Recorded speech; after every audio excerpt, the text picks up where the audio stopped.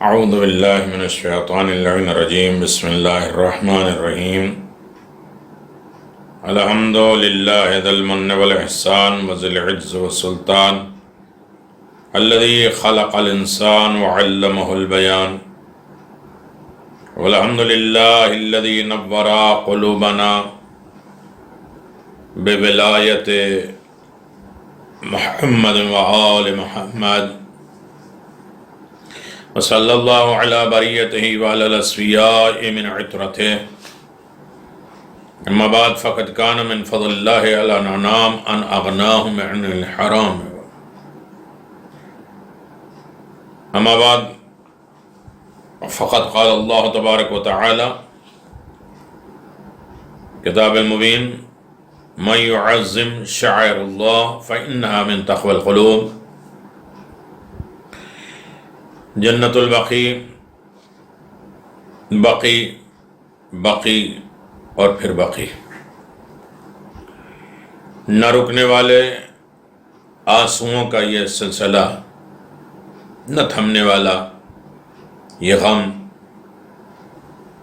یہ حزن و یہ ملال،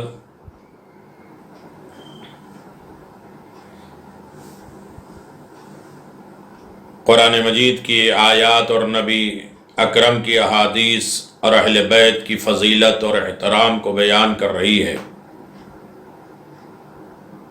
اس طرح اہل بیت کے بغض اور کینہ اور بے حرمتی اور مذمت بھی فرما رہی ہے، حدیثیں بھی اور قرآن کی آیتیں بھی، کہ جو لوگ اہل بیت علیہم الصلوۃ سے بغض اور کینہ بے حرمتی کرتے ہیں ان کی مذمت بھی قرآن مجید نے کیا ہے، لیکن ضلالت اور گمراہی اور ظلم و ستم اور بے احترامی اور ہتک حرمت دشمنان اہل بیت کا طرۂ امتیاز رہا ہے۔ ان کے مظالم اور سیاہ کارناموں سے تاریخ گریہ کناں ہے، مورخین کی پیشانی پہ شرمندگی کے آثار نمایاں ہیں، چاہے وہ بعد رسول سقیفہ میں طے شدہ سازش ہو، یا خانہ وحی میں آگ لگائی گئی ہو، یا لکڑیوں کا قصہ ہو، یا پھر مدینہ منورہ کے دردناک مناظر ہوں۔ ہم اپنے 11ویں مرحلے پر نہ رکنے والے آنسوؤں کے سلسلے میں، بقی کے سلسلے میں داخل ہیں کہ کوئی چیز ایک جگہ جمع ہو سکے۔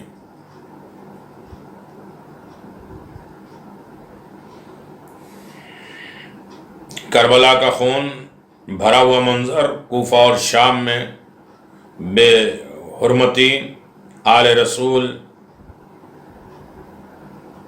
کو جگہ جگہ بے ردا بے چادر گھمانا۔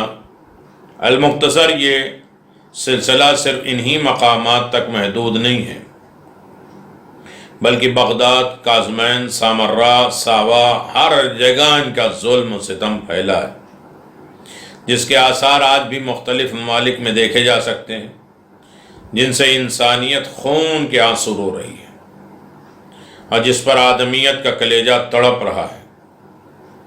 جب حجت خدا انسانی بصارت سے دور پردہ غیب میں سکون پذیر ہوئے تو دشمنوں نے آپ کے آثار اور تہذیب کو مٹانے کی کوشش شروع کر دی، جبکہ زمانے غیبت سے پہلے بھی یہ سلسلہ قائم رہا ہے۔ انہی آثار میں جنت البقی سر فہرست ہے۔ وہ نشانیاں، وہ آثار، وہ شعائر اللہ۔ بقی وہ پہلا قبرستان ہے جو رسول خدا صلی اللہ علیہ وسلم کے حکم سے مسلمانوں نے تعمیر کیا۔ گروہ انصار میں سے سب سے پہلے اسعد ابن زرارہ اور مہاجرین میں عثمان ابن مظعون دفن ہوئے۔ راوی کا بیان ہے کہ جب رسول خدا صلی اللہ علیہ وسلم کے بیٹے ابراہیم اس دنیا سے کوچ کر گئے تو حضور نے فرمایا کہ ابراہیم کو میرے سلف صالح عثمان ابن مظعون سے ملحق کر دو اور ان کے بغل میں دفن کر دو۔ ابراہیم ابن رسول خدا صلی اللہ علیہ وسلم کے دفن کے بعد مدینے کا ہر آدمی یہ چاہتا تھا کہ وہ بقی میں دفن ہو، ہمارے مردے بھی بقی میں دفن ہوں۔ اس لیے وہ بقی میں لگے درختوں کو کاٹ کر زمین ہموار کرنے لگے۔ بقی کی فضیلت میں سرکار دو عالم صلی اللہ علیہ وسلم کی احادیث تاریخ کے صفحات پر لکھی ہوئی ہیں، درج ہیں، جس میں آپ نے فرمایا بقی سے 70,000 افراد، 70 جس کی انتہا نہ ہو، 70,000 70,000 افراد جن کی صورتیں 14ویں کی چاند کی طرح چمک رہی ہوگی، بقی سے محشور کیے جائیں گے، اور بعض حساب و کتاب جنت میں داخل کیا جائے گا، بغیر حساب و کتاب کے انہیں جنت میں داخل۔ دوسری جگہ ارشاد فرمایا کہ جب آپ بقی میں موجود تھے تو اہل قبور کو خطاب کر کے فرمایا تم پر درود و سلام ہو، خدا ہم کو اور تمہارے اعمال کو بخش دے، تم ہم سے پہلے چاہ چکے ہو، ہم تم سے ملحق ہونے والے ہیں، ہم بھی آنے والے ہیں۔ اس طرح حضرت صلی اللہ علیہ وسلم کا غلام بیان کرتا ہے کہ حضور نے مجھے آدھی رات کو بیدار کیا اور فرمایا مجھے حکم ہوا ہے کہ بقی میں دفن لوگوں کی مغفرت کی دعا کرو، پس تم میرے ساتھ آؤ۔ اور وہ کہتا ہے کہ میں آپ کے ساتھ گیا، آپ نے بقی میں کھڑے ہو کر بہت دیر تک مغفرت کی دعا کی۔ مدینے کے تمام قبیلے والوں نے اپنے لیے بقی میں دفن ہونے والوں کے لیے گھر بنایا، جن میں ایک گھر حضرت علی ابن ابی طالب علیہ السلام کے بھائی جناب عقیل ابن ابی طالب کے نے تعمیر کیا۔ سب سے پہلے اس گھر میں حضرت علی ابن ابی طالب علیہ السلام کی مادر گرامی جناب فاطمہ بنت اسد دفن ہوئی، اور اس کے بعد رسول خدا کے چچا جناب حمزہ آپ کے پہلو میں دفن ہوئے، اور اسی طرح حضور سرور انبیاء کے خاندان، قبیلے، اصحاب، تابعین بھی اسی میں مدفون ہیں۔ امام حسن مجتبیٰ علیہ السلام نے امام حسین علیہ السلام سے وصیت فرمائی تھی اگر بنی امیہ مجھے نانا رسول خدا کے پہلو میں دفن نہ ہونے دے تو مجھے بقی میں مادر گرامی حضرت فاطمہ زہرا سلام اللہ علیہا کے پہلو میں دفن کرنا۔ البتہ شیخ مفید اور طبرسی نے نقل کیا ہے کہ امام نے فرمایا کہ مجھے فاطمہ بنت اسد کے پہلو میں دفن کرنا۔ امام کی وصیت پر عمل ہوا اور آپ کو بقی میں دفن کیا گیا، اور آپ کے بعد آپ کے پہلو میں امام زین العابدین علیہ السلام، امام محمد باقر علیہ السلام، امام جعفر صادق علیہ السلام کو بھی دفن کیا گیا۔ انہدام سے پہلے، بقی ڈھانے سے پہلے، روضہ مسمار کرنے سے پہلے، قبروں کو زمین کے برابر کرنے سے پہلے، یہ 6 قبریں ایک گنبد کے نیچے تھیں اور زری بھی موجود تھی۔ روضہ مبارک حرم یا مشہد کے نام سے پہچانا جاتا تھا۔ روضہ مبارک کے چند مراحل طے کرنے کے بعد تعمیر ہوئے۔ بنی امیہ جو شیعوں کے کھلم کھلا دشمن تھے، ان کے زمانے میں شیعہ کافی سخت حالات سے دوچار تھے، یہاں تک کہ کسی میں جرأت نہ تھی کہ اپنے عقیدے کا اظہار کر سکے۔ جب بنی عباس برسر اقتدار ہوئے تو شیعوں کو موقع ملا، چونکہ عباس خلیفہ صفاح مولا امیر المؤمنین کے حقانیت کے معترف تھے، ایکسپٹ کرتے تھے کہ علی حق پر ہے۔ یہ اور بات ہے کہ اس نے بھی اہل بیت کا حق نہیں دیا، البتہ اس نے اولاد امام حسن کو فدق دینے کے لیے بھی کہا۔ بس اس آزادی کے دور میں اولاد امام حسن مجتبیٰ علیہ السلام اپنے جد رسول خدا صلی اللہ علیہ وآلہ وسلم کے اور روضے کو تعمیر کرنا شروع کر دیا، اپنے جد کے روضے کو تعمیر کرنا، اور خانہ عقیل حرم مطہر میں بدل گیا۔ اور اس کے بعد وجہ یہ بھی تھی کہ ائمہ بقی کی قبور سے 2 یا 3 میٹر فاصلے پر عباس ابن عبد المطلب کی بھی قبر تھی۔ اس وجہ سے بنی عباس بھی اپنے جد کا روضہ تعمیر کرنا چاہتے تھے۔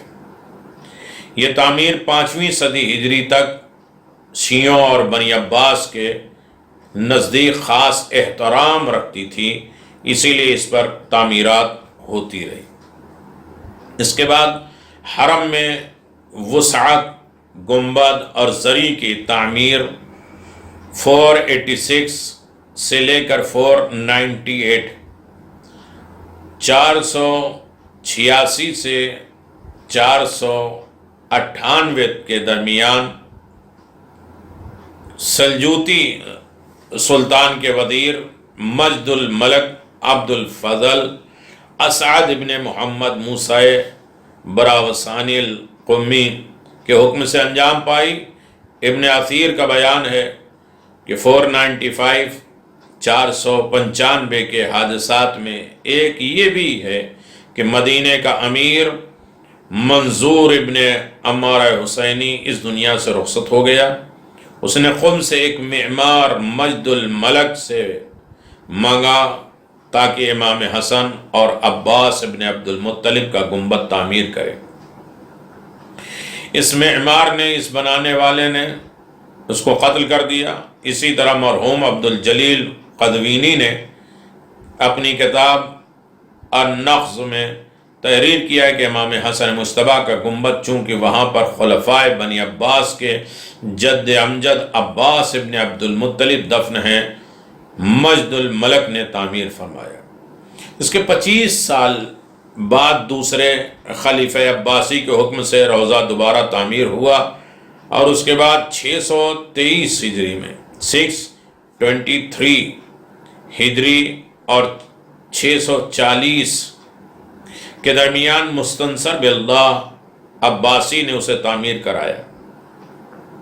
اس کے بعد 13ویں صدی ہجری کے شروع میں سلطان محمود عثمانی نے حرم مبارک تعمیر کروایا۔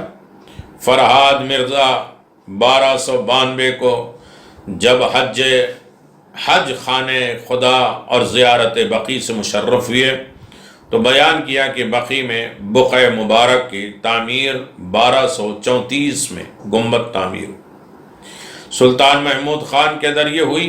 حرم مبارک کی خصوصیت میں تحریر ہے کہ لوگوں کی توجہ اپنی طرف مبذول اور جذب اور کھینچنے والی تھی۔ حرم مبارک میں 8 سمتیں تھیں، 8 راستے تھے۔ گنبد مبارک کا اندرونی حصہ سفید رنگ سے رنگا ہوا تھا۔ حرم مبارک میں 2 دروازے تھے، جس میں سے ایک ہر وقت زائرین کے لیے کھلا رہتا تھا۔ اسی طرح محراب بھی موجود تھی، خادمین بھی تھے، جوتا چپل سنبھالنے والے بھی لوگ تھے، زیارت پڑھانے والے بھی موجود تھے۔ یہ تھی بقی۔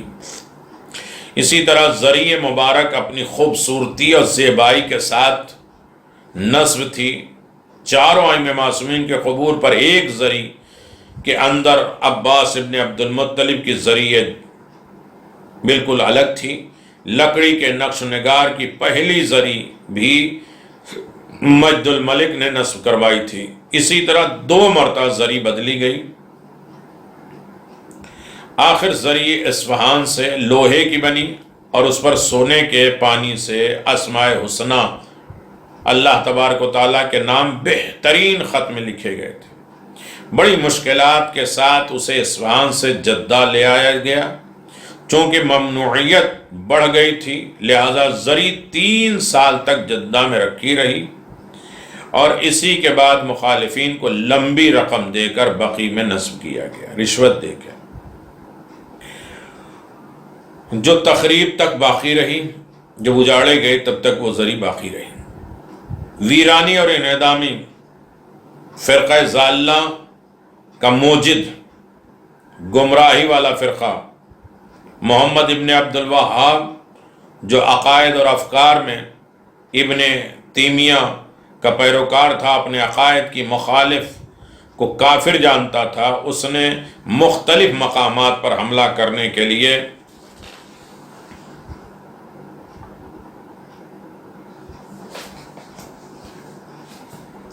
لوگوں سے مدد بھی مانگی، اور اس وقت درعیہ نامی علاقے میں محمد ابن سعود جد آل سعود حاکم تھا۔ محمد ابن عبد الوہاب نے اس سے مل کر مدد کی، درخواست کی، اور اس نے مدد کرنے کا وعدہ کر لیا۔ محمد ابن عبد الوہاب کی طرف سے اپنی حکومت کی تائید کا وعدہ بھی لے لیا۔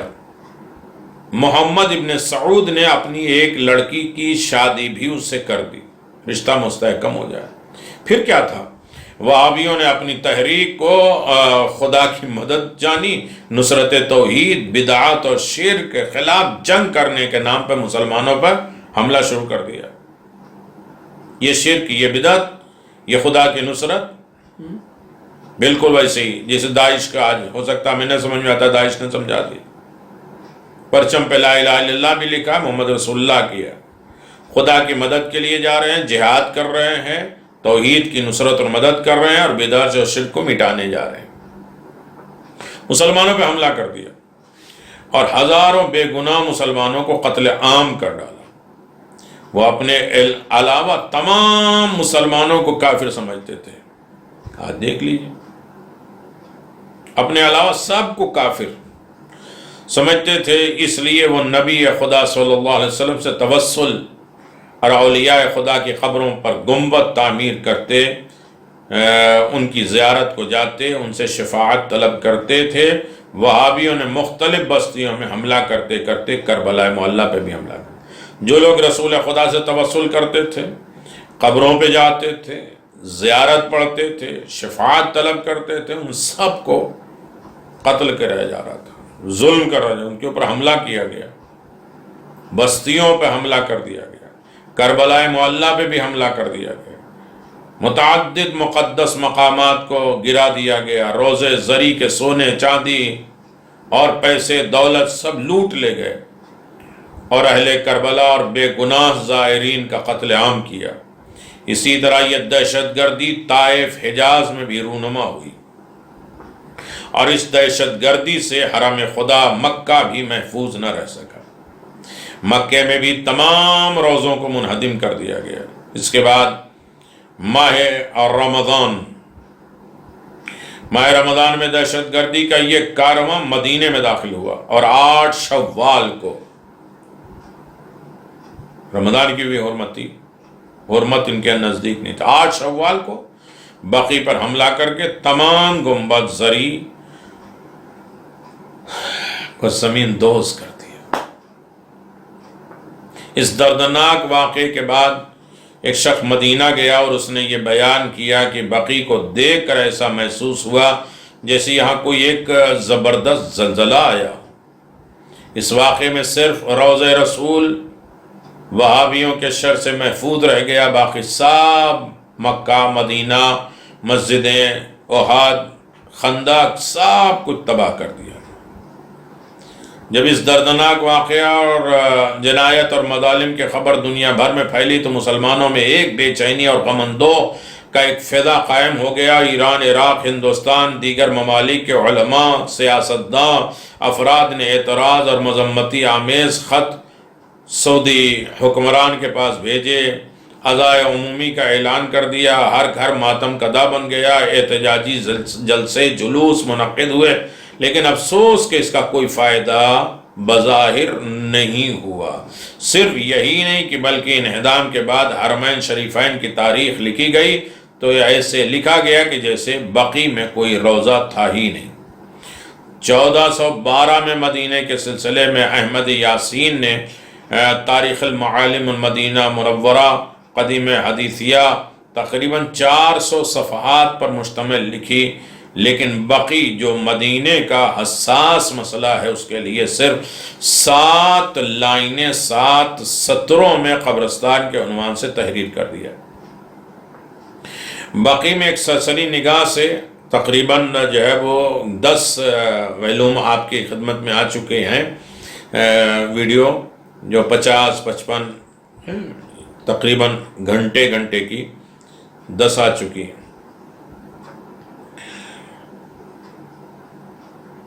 40-50 گھنٹے تو ہو چکے ہوں گے باقی کے اوپر انشاءاللہ، اور اس سے آگے بڑھتی رہے گی اگر توفیق الہی رہی، دعا کرتے رہے۔ بقی میں جو دفن ہیں امام حسن مجتبی، امام زین العابدین علیہ السلام، امام محمد باقر، امام جعفر صادق علیہ السلام، حضرت فاطمہ بنت اسد مولا کائنات امیر المؤمنین کے والد گرامی جناب عباس ابن عبد المطلب، اور پھر اس کے بعد رسول خدا صلی اللہ علیہ وسلم کے فرزند جناب ابراہیم، ان کے علاوہ زینب، ام کلثوم، رقیہ، جو بعض روایات کے مطابق نبی اکرم نے جنہیں پالا تھا اور بیٹی بنا کے رکھا تھا اور پالا تھا، وہ بھی دفن یہی ہوئی تھی۔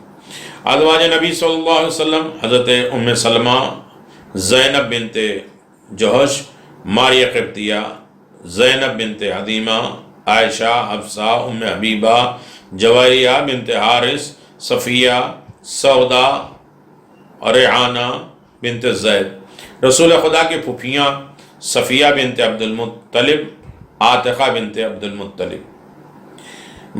دیگر با فضیلت خواتین جناب ابو الفضل عباس، مادر ابو الفضل عباس، زوجہ امیر المؤمنین جناب ام البنین، اللہ اکبر، مرکز ہیں بقی کو آباد کرنے میں، بقی میں گریہ کرنے میں، بقی میں پرسا دینے میں، ساری چیزیں جناب ام البنین سلام اللہ علیہ کے ذریعے۔ مادر رضائی جناب رسول خدا حضرت حلیمہ سعدیہ، اور حضرت عقیل ابن عبد المطلب، حضرت عبداللہ ابن جعفر طیار جناب زینب سلام اللہ علیہ کے شوہر، محمد ابن علی معروف محمد حنفیہ امیر المومنین کے بیٹے، امام حسن امام حسین کے بھائی، ابو سفیان ابن حارث رسول خدا کے ابن عم، اسماعیل ابن جعفر صادق علیہ السلام، عثمان ابن مظعون با فضیلت صحابی، عظمت سے بھری، اسد ابن زرارہ مدینہ میں سب سے پہلے نماز جمعہ قائم کرنے والے، خنیس ابن حذافہ، سعد ابن معاذ، عبداللہ ابن مسعود بہترین صحابی رسول، ابو سعید خدری، مقداد ابن اسود، ارقم ابن ابی ارقم، حکیم ابن عدام، صحابی رسول جابر ابن عبداللہ انصاری، جنہوں نے نبی اکرم کا سلام امام محمد باقر علیہ السلام تک پہنچایا، زید ابن ثابت جنہوں نے قرآن جمع کیا، سہیل ابن سعد سعدی، امام مالک ابن انس فرقہ مالکی کے موجد، نافع مدنی تابعی، نافع شیخ القرآ، اسامہ بن زید صحابی رسول، زید ابن سحل ابو طلحہ انصاری، شہدائے واقع حرہ جو یزید ابن معاویہ لعنت اللہ علیہ ملعون کے حکم پر مسلم ابن عقبہ اور حسین ابن نمیر کے ذریعے شہید ہوئے، وہ بھی بقی میں دفن ہیں، جو مدینے میں حملہ کیا گیا تھا، مسجد نبوی ویران کیا گیا تھا، مسجد نبوی میں گھوڑے باندھے گئے تھے، مسجد نبوی میں 1000 ناجائز بچے پیدا ہوتے۔ اس کے علاوہ جنت البقیع میں بیت الاحزان بھی ہے، جسے حضرت علی بن ابی طالب نے بعد رسول خدا بعد رسول حضرت زہرا کے گریہ وزاری کے لیے بنایا تھا۔ اس کی بہت زیادہ تفصیلات موجود ہے، اور میں صرف اشاروں میں آپ حضرات کی خدمت میں گزارش کر دوں، اہل دانش، اہل عقل و فن اور علوم و فنون سے وابستہ افراد بہتر جانتے ہیں۔ اس میں عبداللہ ابن جعفر طیار، جناب عبداللہ ابن جعفر طیار مائناز شخصیت ہیں، سخی ترین شخص ہیں، جن کا غیر بھی قصیدہ پڑھتے ہیں۔ پیغمبر اسلام صلی اللہ علیہ وسلم آپ سے بہت زیادہ محبت کرتے تھے اور ہمیشہ آپ سے احترام اور سلوک کیا کرتے تھے پیغمبر اسلام۔ آپ کے والد جعفر طیار اور والدہ اسماء بنت عمیس تھیں۔ آپ کی ولادت حبشہ میں ہوئی، کہا جاتا ہے حبشہ میں پیدا ہونے والے سب سے پہلے مسلمان مولود ہیں، اور حضرت جعفر طیار 8 ہجری کو حبشہ سے مدینہ تشریف لائے، اور اسی وقت کا قلعہ خیبر فتح ہوا اور مسلمان خوشی منا رہے تھے۔ اسی سال جناب جعفر طیار ابن ابی طالب، زید ابن حارثہ، عبداللہ ابن رواحہ کے ہمراہی میں شام کے طرف روانہ ہو گئے، اور اسی دوران جنگ موتا ہوئی اور حضرت جعفر شہید ہوئے مقاتل الطالبین میں۔ اور یہی وہ پہلی شخصیت ہے جن کے اوپر انا للہ و انا الیہ راجعون پڑھا گیا، اور بعد میں وہ قرآن، یعنی قرآن کی آیتیں تھیں لیکن علم تھا کہ لوح محفوظ کا مطالعہ کر رہے تھے قرآن آنے سے پہلے۔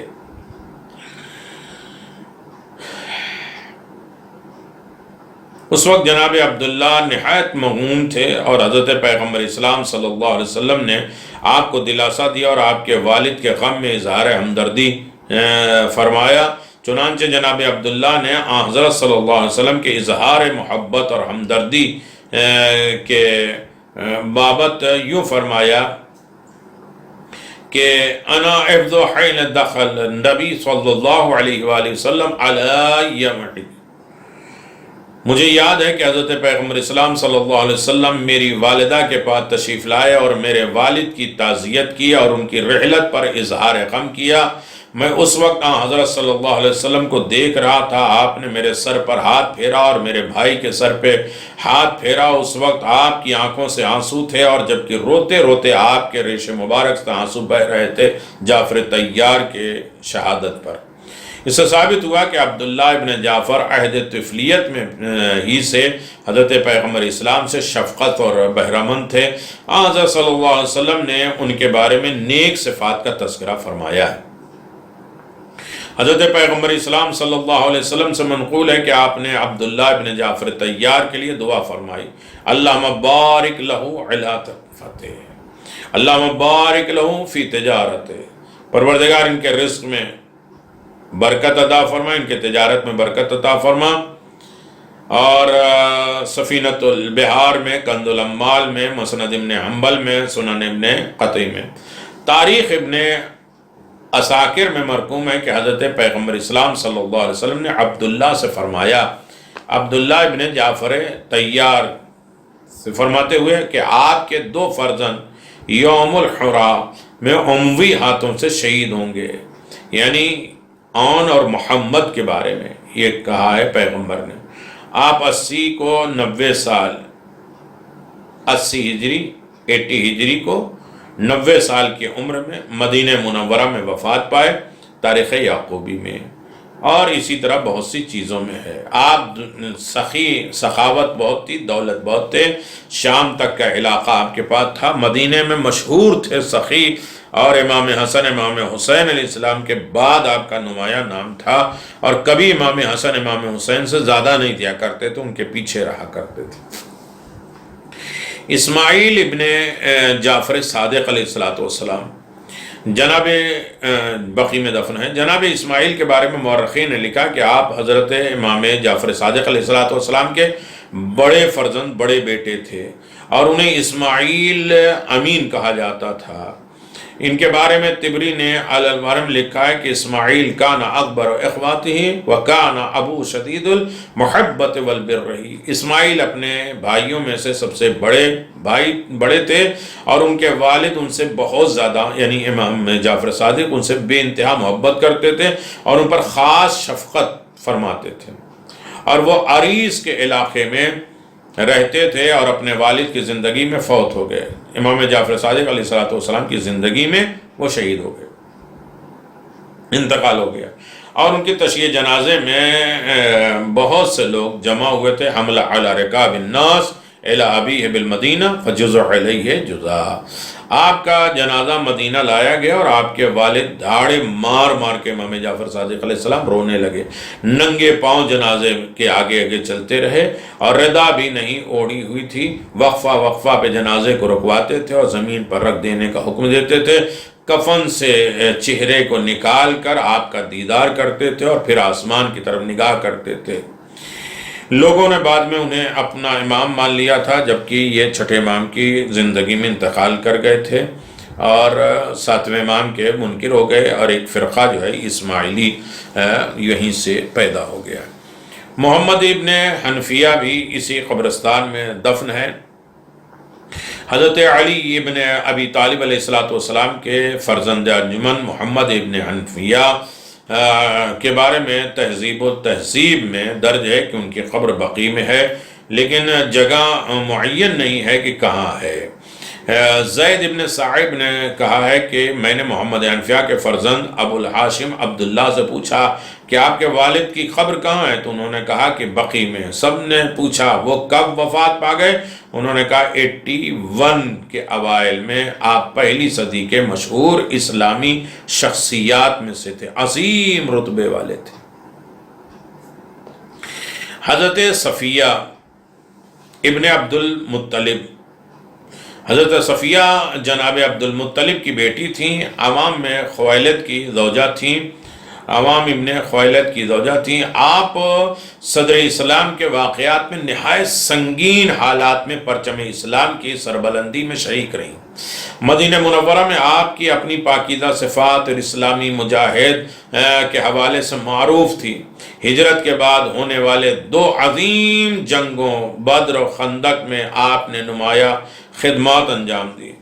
جنگ احد میں آپ ان تمام خواتین کے ہمراہ تھیں جو احد کی طرف گئیں، مجاہدین اسلام کی خدمت کی۔ حضرت حمزہ سید الشہداء علیہ السلام کی شہادت پر آپ نے جو مرثیے کہے وہ اپنی مثال آپ تھی۔ ان مرثیوں نے مسلمانوں کے تسلیت خاطر کا سامان کر دیا، پرساداری کا انتظام کر دیا۔ جنگ خندق میں حضرت صفیہ نے حسان ابن ثابت اور دیگر افراد کے ہمراہ شہر کی حفاظت میں شرکت کی۔ یہ خود مجاہد تھیں اور شہر کی مدینے کی حفاظت کرنے میں آگے رہیں۔ اسی دوران انہوں نے ایک یہودی کو ہلاک بھی کر دیا تھا، صفیہ نے ایک یہودی کو مارا بھی تھا، اور جس میں حضرت پیغمبر اسلام نے آپ کے کارنامے کی تعریف کی اور زبردست خراج تحسین ادا کیا۔ حضرت صفیہ سن 20 ہجری کو انتقال کر گئیں، اس وقت آپ کی عمر 75 سال کی تھی۔ حضرت عاتقہ بنت عبد المطلب، حضرت عبد المطلب کی دختر عمت الرسول حضرت عاتقہ ابن مغیرہ کی زوجہ تھیں۔ آپ کے 2 بیٹے تھے، زبیر اور عبداللہ۔ آپ حضرت رسول خدا صلی اللہ علیہ وسلم سے بہت زیادہ عقیدت رکھتی تھیں، اور چنانچہ ہجرت کی ابتدائی دنوں میں آپ نے حضرت پیغمبر اسلام صلی اللہ علیہ وسلم کے شان میں جو اشعار کہے تھے ان میں ایک پختہ ایمان اور عقیدت کا ثبوت ملتا ہے۔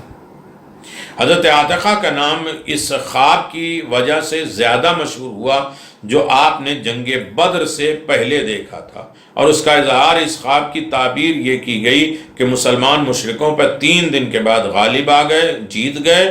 مکے میں اس خواب کی شہرت ہو گئی اور ہر جگہ اس سلسلے میں بحث ہونے لگی، چنانچہ بدر کے واقعات سے اس کی تعبیر سامنے آ گئی۔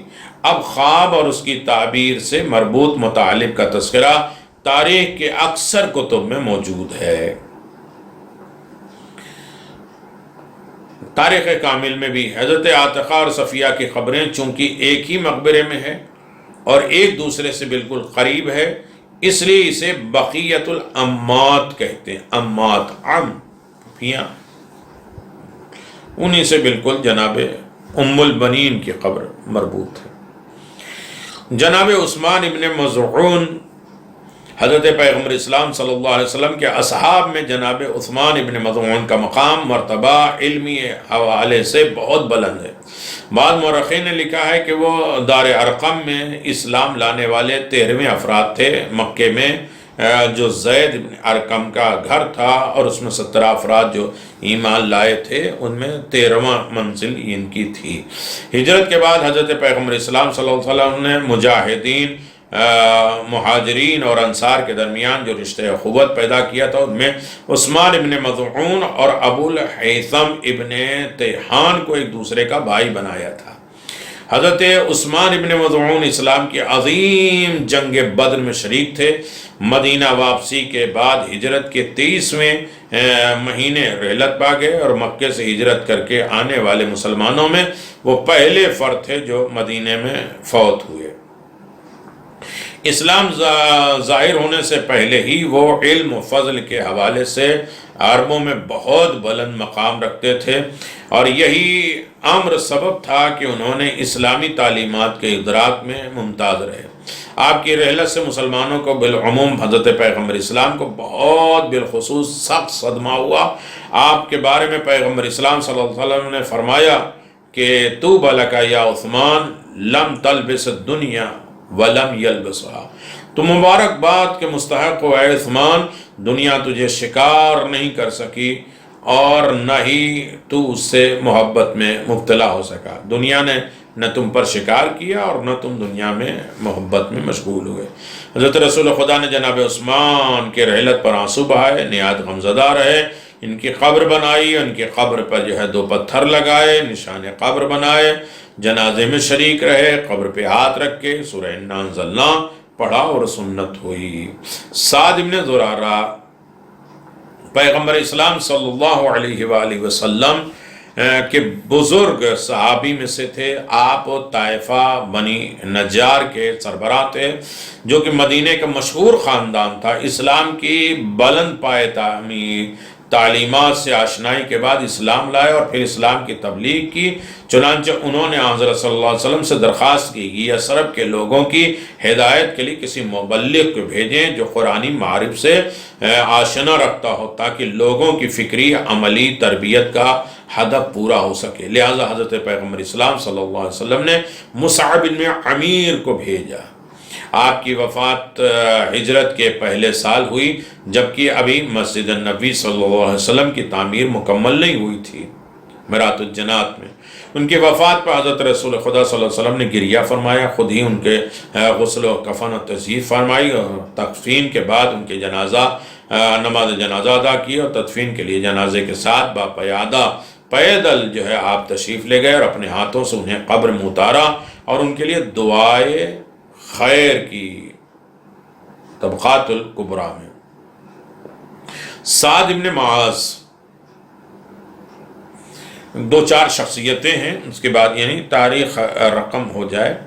صدر اسلام کے بزرگ صحابیوں میں سے تھے، جنگ بدر میں قبیلہ کے نمائندگی کرتے ہوئے شریک ہوئے تھے۔ اس جنگ میں حضرت علی ابن ابی طالب علیہ السلام مہاجرین مکہ کے پرچم اٹھائے ہوئے تھے، اور ان کا مقام اور مرتبہ حضرت پیغمبر اسلام صلی اللہ علیہ وسلم کے ہاں بہت بلند تھا، اور اسلام کی تبلیغ اور خالصانہ خدمت گزاری میں آپ نے بلند کردار ادا کیا تھا۔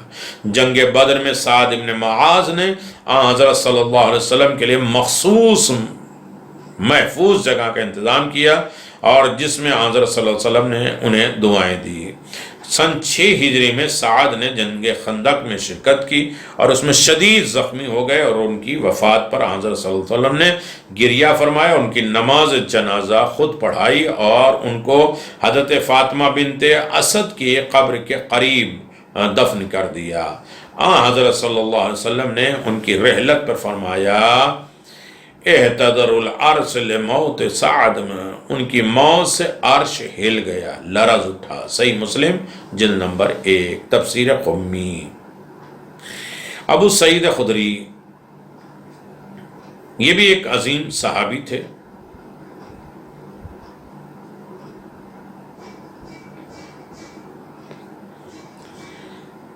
حضرت صلی اللہ علیہ وسلم کے قریبی اصحاب اور بااعتماد افراد میں سے تھے۔ تاریخ اسلام میں آپ کا مقام بہت بلند ہے۔ آپ کے والد جناب مالک ابن سنان جنگ احد میں شہید ہوئے۔ حضرت صلی اللہ علیہ وسلم کی تیمارداری کرتے ہوئے بنو بجر میں سے تنہا تھے جو ایک جنگ میں شہید ہوئے۔ ابتدائے ظہور اسلام ہی سے آپ نے اپنی خدمات پیش کی اور ہمیشہ تبلیغ اسلام کے فریضے میں سرگرم عمل رہے۔ صحابہ کرام میں شجاعت اور علم کے حوالے سے معروف تھے۔ حضرت صلی اللہ علیہ وسلم کی وفات کے بعد معتبر ترین روایات میں حدیث میں شمار ہوتے تھے۔ اہل بیت علیہم السلام مناقب میں آپ کے بیان کردہ احادیث کثرت سے ملتی ہے، چنانچہ الحسن والحسین سید شباب اہل جنہ اور حدیث ثقلین انی تارک فیکم الثقلین کے راوی میں سر فہرست ان کا نام ہے، یعنی عظیم حدیثوں کو بیان کرنے والے ابو سعید خدری ہیں۔ اور اسی طرح حدیث غدیر من کنت مولا فہذا علی مولا کے راوی بھی ان کا نام آتا ہے۔ جناب ابو سعید خدری سعد ابن مالک کے وفات کے بارے میں بعض مورخین نے 74 اور بعض نے 64 ذکر کیا ہے۔ آپ کا انتقال مدینے میں ہوا ہے۔ انہوں نے وصیت کی تھی کہ انہیں جنت البقیع میں اس جگہ دفن کیا جائے جہاں پہلے کوئی مدفون نہ ہو، لہذا انہوں نے خود ہی جگہ کا تعین کر کے اپنے فرزند کو اس کی نشاندہی کر دی تھی، چنانچہ وہ جگہ حضرت فاطمہ بنت اسد کے قبر کے قریب تھی۔ وہ شخصیات جو اصحاب رسول اور ان کی قبریں بقیع میں تھیں، ظاہر ہے کہ مدینہ منورہ میں مسلمانوں کے قبرستان جنت البقیع تھا اور تمام قبائل اپنے مردوں کو وہاں دفن کرتے تھے، تاہم جن مشہور اصحاب نبی صلی اللہ علیہ وسلم کی قبور وہاں ان کے بارے میں تاریخ نگاروں نے فہرست دی ہے، ان میں سے کچھ یہاں ذکر میں آپ کی خدمت میں بیان کر دے رہا ہوں۔ ان کے علاوہ چند اصحاب کی قبور ہیں، مگر تواریخ میں شاذ و نادر ہیں، ان کا تذکرہ موجود نہیں ہے۔ مقداد ابن اسود 33 ہجری میں انتقال کر گئے، 70 سال کی عمر میں، بہت عظیم صحابی ہے۔ اور ابو اسد اسید ابن حران بہت نام ہے، رکانہ ابن عبدالعزیز ابن حسین، زید ابن سہیل ابو طلحہ انصاری، ارقم ابن ابی ارقم، اسامہ بن زید، عبداللہ ابن سلام، عبداللہ ابن عمر، ابو سلمہ، عبداللہ ابن ابو اسد، عبداللہ ابن عتیق، قتادہ ابن نعمان انصاری، جبار ابن سعلہ، حاتب ابن ابی مثان، حکیم ابن حضام، عمر ابن حضام، مخزومہ ابن نوافل، عبداللہ ابن عنیس، برا ابن مغرور، جبل ابن ملعم، جابر ابن عبداللہ، مستع ابن سارہ، معاذ ابن افراد، زید ابن ثابت، اور عطین عمر ابن ثقیل، مالک ابن تیحان، ابو اسد ساعدی، قاب ابن اثار، ابی کعب اسد خدری، عبداللہ ابن محمد، اسیر ابن حفیظ، ابو ہریرہ، ابو حذیفہ، مالک اشتر، مالک نویدہ، حسن مثنی، حسان ابن ثابت، جعفر ابن حسن، خدیمہ ذو الشہادتین، ابو دجانہ انصاری، عبداللہ ابن سلام، زید ابن حسن، مغیرہ ابن عبداللہ، سالم ابن عبداللہ، خنیس ابن خضافہ، معاذ ابن افراد، جبر ابن مطعم، سعد ابن زید، عبداللہ ابن عتیق اور برا ابن موضوع، یعنی آپ اندازہ نہیں لگا سکتی کتنے اصحاب ہیں۔ مذکورہ والا یہ جتنے بیان کیے گئے 10,000 کہتے ہیں، 70,000 صحابہ، اس میں نام اور ذکر اکتفا ہے، تفصیل کی گنجائش نہیں ہے۔ اسماء آپ کی خدمت میں بیان کیا جا چکا ہے۔ بعض قبور میں گنبد بنے ہوئے تھے۔ حضرت عثمان ابن عفان کی قبر کے بارے میں کتاب تاریخ میں مرقوم ہے کہ مدفون کیا گیا اور ان کو اس وقت بقیع کا موجودہ دیوار کے اندر ہے۔ اور اسی طرح بہت سی قبریں ہیں۔ قبر شہداء حرہ کے تھوڑے سے فاصلے پر ہے۔ اور یقیناً آپ اس طریقے سے بھی دعا اور زیارت، دعا ایک محبوب اور مستحسن عمل ہے، بلکہ اس کی تائید میں آیت پیش کی جاتی ہے اور اس سے ثابت ہوتا ہے کہ دعا نہ کرنے والا تکبر کرتا ہے، غرور میں رہتا ہے، بے نیازی کا جذبہ رکھنے کی وجہ سے ایسا کرتا ہے کہ اسے کسی کی ضرورت نہیں ہے، جو کہ گناہ اور معصیت ہے اور عبادت میں درج ہے۔ قُلْ يَعْبُدُ بِكُمْ رَبِّي وَلَوْلَا دُعَاءُكُمْ، کہہ دیجئے کہ اگر تمہاری دعا نہ ہوتی تو میرا پروردگار تمہاری طرف متوجہ بھی نہیں ہوتا، دیکھتا بھی نہیں۔ سورہ فرقان آیت نمبر 77۔ دعا کے بارے میں ایک صریح آیت، قَالَ رَبُّكُمْ ادْعُونِي أَسْتَجِبْ لَكُمْ، ان الذین یستکبرون عن عبادی سیدخلون جہنم داخرین۔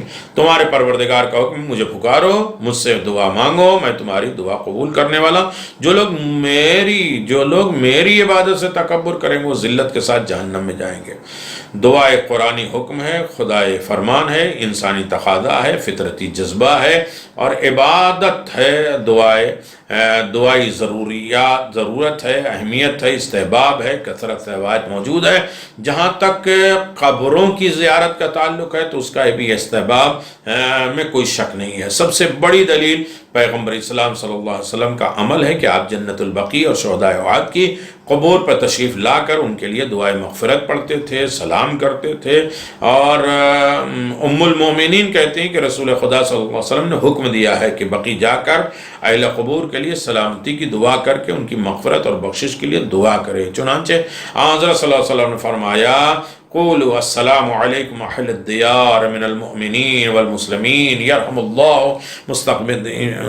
مستقدمین والمستاخرین وَإِنَّا إِنشَاءَ بِكُمْ لاحقون۔ صحیح مسلم میں ہے کہ اے عائشہ، ان بقیع میں مدفون اہل قبور کے لیے وہاں جا کر اس طرح کہو کہ اے مومنین مسلمین کے دیار کے مکینوں، تم پر سلام ہو، اللہ کی رحمت نازل ہو، پہلے گزر جانے والے اور بعد میں آنے والے سب پر رحمت ہو، اور ہم انشاءاللہ تم سے ملنے والے ہیں۔ جنت البقیع کی زیارت کا تذکرے میں اختصار سے ملحوظ رکھتے ہیں۔ ان کے فضائل اور احادیث کے ذریعے کئی جگہ اور درج ہے، لہذا زیارت یقیناً عبادت ہے اور اس سے استفادہ کرنا چاہیے۔ حضرت خاتون جنت سلام اللہ علیہا کہ قبر مقدس کے بارے میں یقین کے ساتھ کہا جا سکتا ہے کہ کہاں واقع ہے، ہی نہیں کہا۔ صلی اللہ علیہ وسلم کی وصیت ہے کہ رات کی تاریکی میں انہیں دفن کیا جائے اور ان کی قبر کے نشان کسی کو نہ بتایا جائے۔ تاہم مدینے کی زیارت میں عموماً سیدہ طاہرہ کی زیارت کو جنت البقیع کی زیارت کے ساتھ ذکر کیا گیا ہے، لہذا ہم بھی اس عام رائج معمول کے مطابق آپ کی زیارت کا ذکر کرتے ہیں۔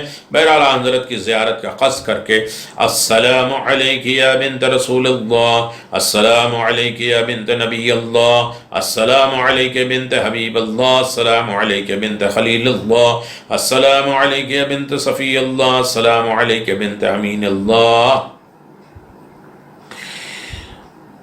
زیارت ائمہ بقیع، السلام علیکم ائمۃ الہدی، السلام علیکم اہل التقوی، السلام علیکم علی حجج اہل الدنیا، السلام علیکم ایھا القوامون فی البریہ، السلام علیکم ایھا الصفوۃ، السلام علیکم اہل النجوى، اشہد انکم قد بلغتم ونصحتم وصبرتم فی ذات اللہ عز وجل۔ اللہ اکبر۔ بہت سی زیارتیں تاریخ میں موجود ہیں۔